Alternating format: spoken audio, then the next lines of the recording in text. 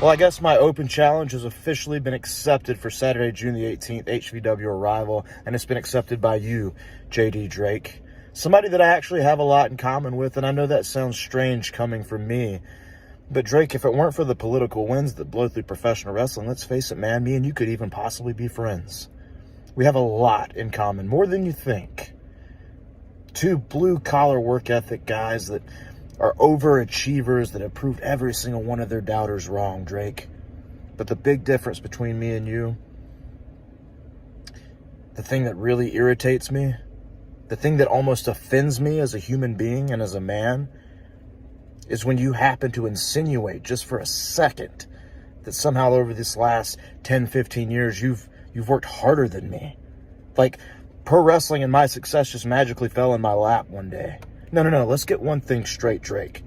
When you were wrestling in your backyard, I was making the drives overnight from Birmingham, Alabama to Dover, Delaware for no money, just an opportunity.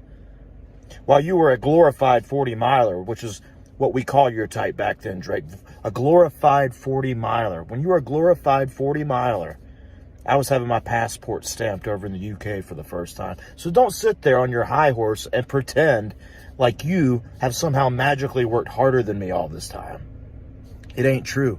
And we all know that the Southern Savior only preaches the truth. And that's why I say this to you right here and right now, Drake, is maybe one day we will be able to sit down and have a beer together, but it ain't going to be on June the 18th.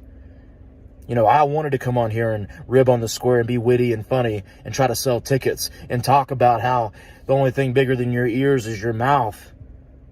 But I'm done with ribbing on the square. Anybody that's seen us in a locker room together over the last 10 years knows that's all we've done is rib on the square. Well, now this is personal.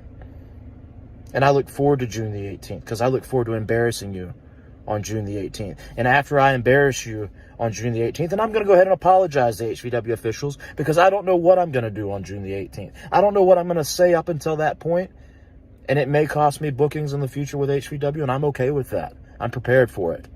But Drake, after I embarrass you on June the 18th, you're going to have to go back to whoever your daddy is this week, whether it's Kanabrowski, Sapolsky, or TK. You know what? You're not even going to be able to show your face in front of any of your daddies because I'm going to be your daddy on June the 18th because I'm going to take you to school.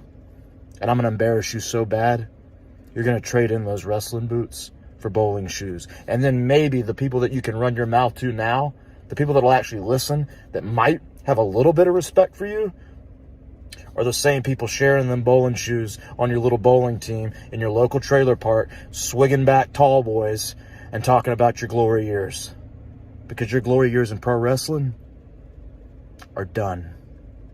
Thanks to me, the Southern Savior, John Skyler.